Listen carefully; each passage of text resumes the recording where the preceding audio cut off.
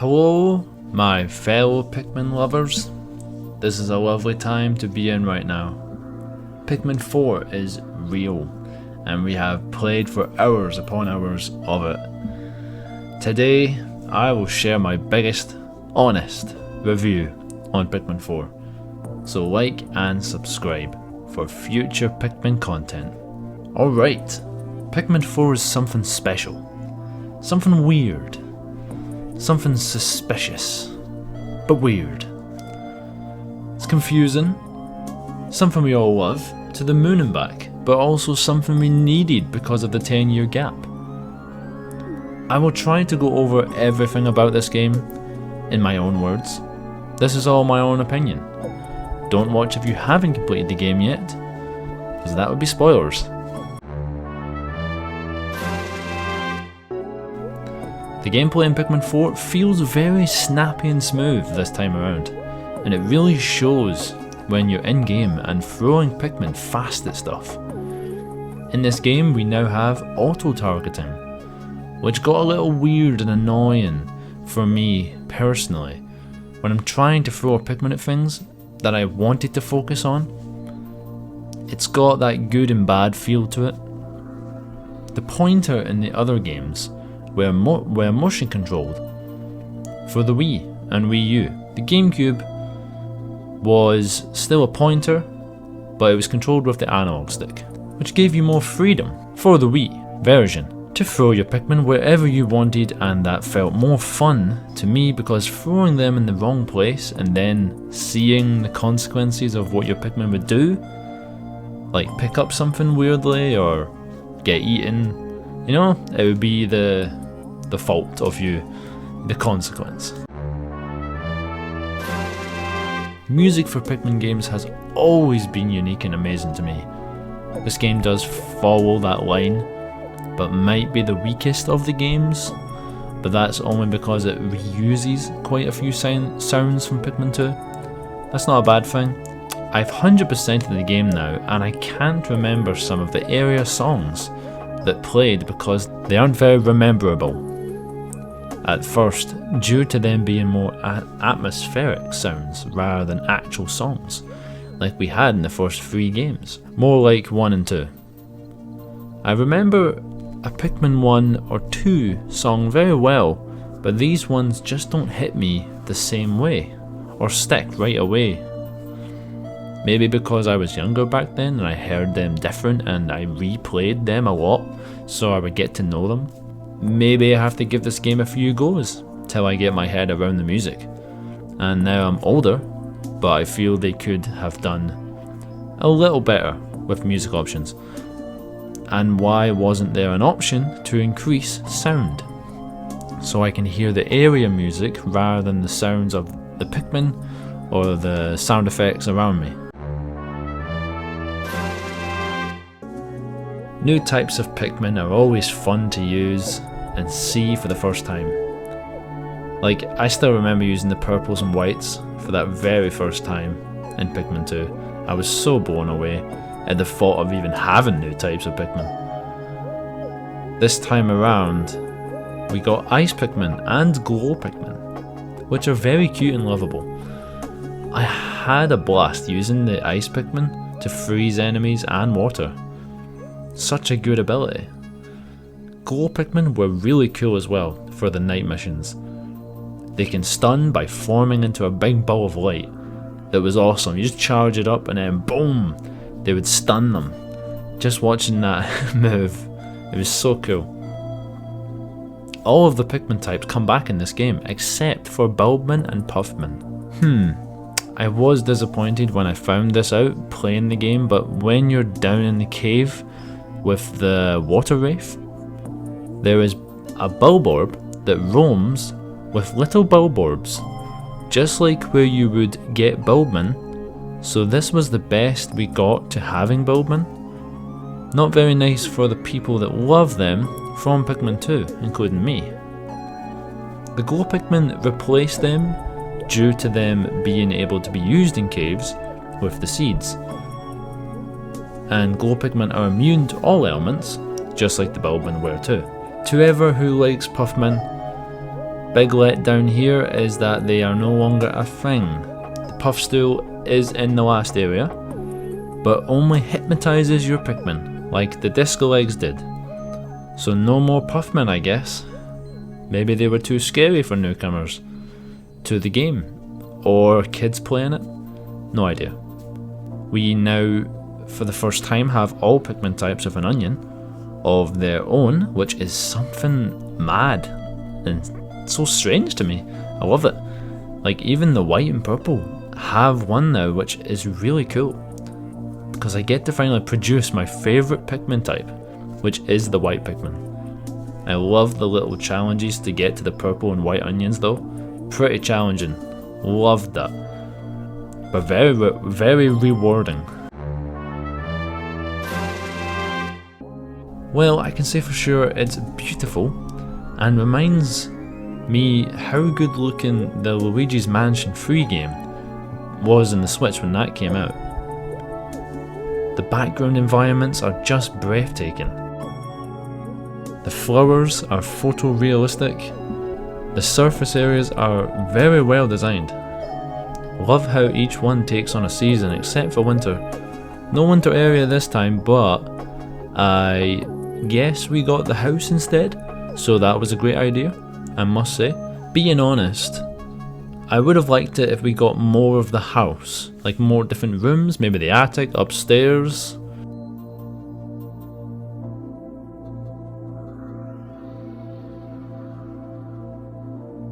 But we got a good whole living room, which was, that's okay. Very good job with all the human things just left there, and very big area.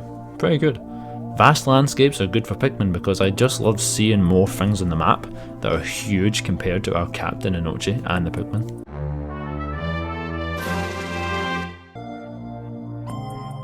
Pikmin stories haven't been the deepest storylines, but they do mean a lot to us, long-term Pikmin fans, and this game's story is really good. That it confuses a lot of us, while it sits there smiling at everyone and creates its own timelines. But then referencing the old games now and then, for newcomers it's okay for a new story, but say they went back and played Pikmin 1 and 2 and even 3, then they would be a little confused why things happen differently, in a different order. Not sure why they would call it 4 if it's not a continuation of 3's story that long-term fans have been waiting 10 years for. We will never know. We can only make theories and figure out what the meaning of Olimar is in this game. It does centre around him this time around with a retelling of Pikmin 1's storyline. I still think he has amnesia from crashing a lot and he forgets his adventures. The Dandori side of the story is okay. I liked how all the leaflings were just obsessed with Dandori. That was pretty funny. After the main game is done, you can play as Olimar in his shipwrecked mission, where you are again collecting 30 ship pieces of his ship, the SS Dolphin, and all the goofy Pikmin music we all love is back there as well, which I enjoyed. But where's the caves? Because Olimar noted down logs of caves, but there were none in his gameplay section, which I found weird, but all that aside, it was amazing. It was an amazing side story thing. Ochi and Moss were quite cool to learn about in the story as well. I love dogs myself, so it was fun to see the game take this approach. At the post game of the game, there is an odd old leafling man with white hair that is the master of Dandori and seems to have been here for a long time. My guess is that he is in Shepard's family due to this family history log right here. Also, the big scruffy dog might be his dog he brought with him a while back and they got separated somehow. Very cool to think about, you know?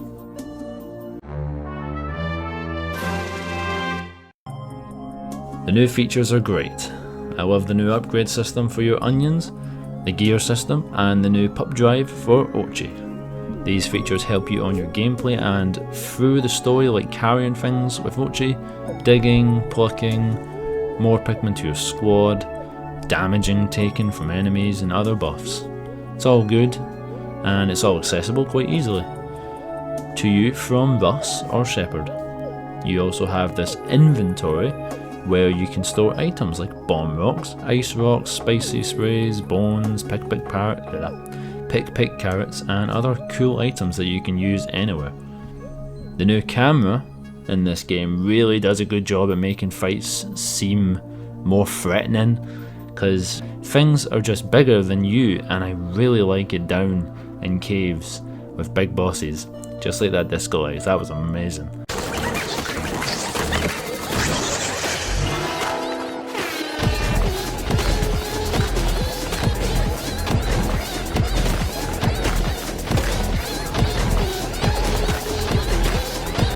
A really nice thing now is that you can see the background or foreground of the caves and surface areas, and that's great to me. So much detail in them is beautiful.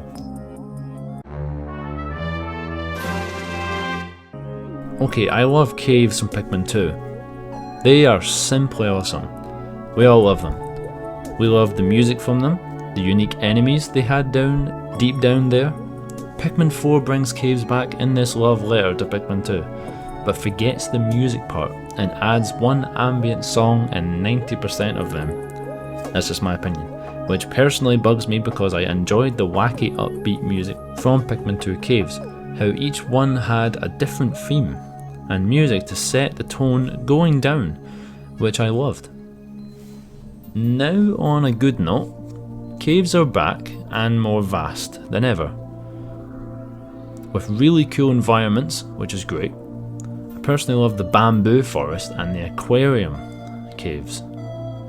They even recreated a fan favourite cave, the submerged castle, which is now the engulfed castle, which has our blob friend, the water wraith, and most of the cave layout is a recreation. I love that extremely. Needed the Bulbin though to feel just right, but oh well. The music was on point though.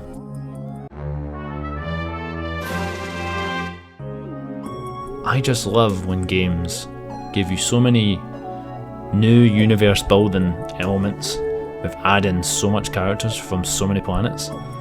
This game expands the Pikmin universe by showing us it isn't just Kopai or Hocotate in space anymore, but many other weird planets with loads of unique characters.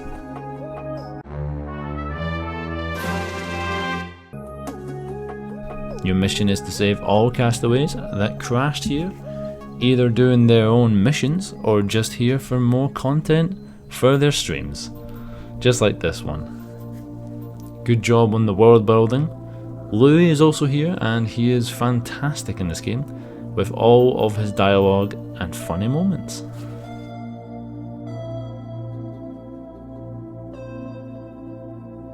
I always love seeing new bosses or enemies in a Pikmin game, and we got some really good ones this time. More enemies to bosses, but that's okay. My favourite one so far is the Disco Legs, because of its creative fight style and just the whole music feel to its fight scene was awesome. The game tends to use a lot of bosses from Pikmin 2 to cover the fact that they didn't make too many new bosses for the game. I wish they went into Hey Pikmin and brought some of those good enemies from there, because most of them are really cool and needed to come back. Or just put Hey Pikmin on the Switch. Come on, Nintendo. Then people can play it and be happy.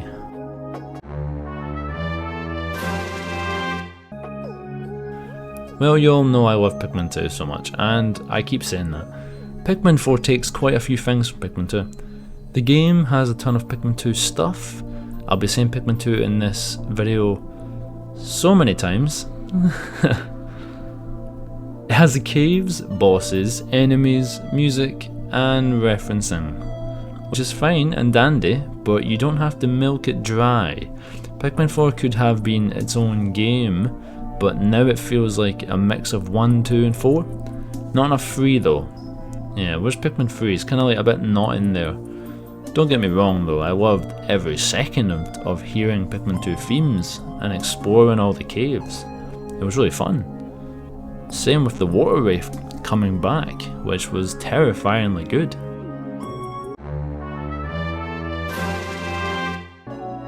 Online co-op. Well, this one, me and Pikmin fan 123, we did discuss that we wanted the online co-op and we wanted a cave creator, but we didn't get it, sadly. Orange onion and green onion. We might get that in Pikmin 5, who knows. A new wraith. I did say in a couple of my videos I wanted a crimson wraith. Thought that would be cool. I guess not. More Plasm Wraith story. Missed opportunity there. He's still alive, but where is he? Pikmin Bloom stuff in Pikmin 4. We did not get that. I had a whole video on that about ideas from Pikmin Bloom, but nope. Did the different universe.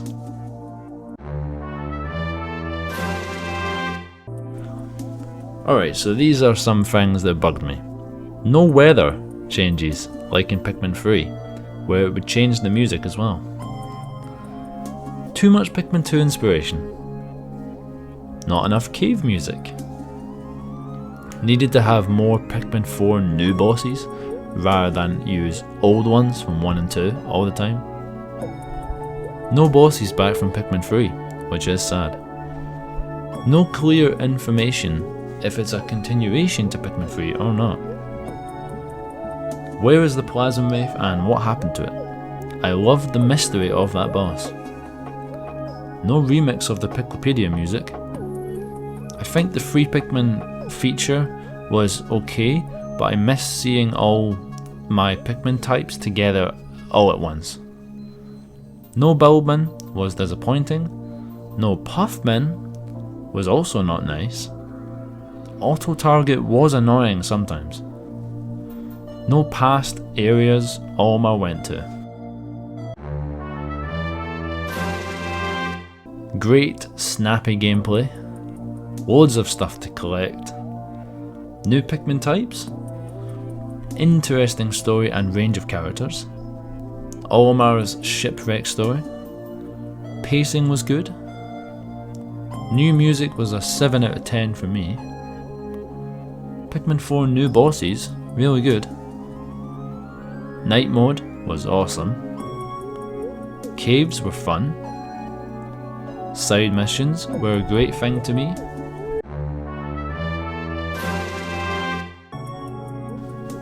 Whew! Right, well that's all I got to say for now about this game. I have planned videos on more Pikmin 4 theories, so look forward to them. But yeah, hope you have enjoyed my big review of Pikmin 4. And everyone, like and subscribe and take care.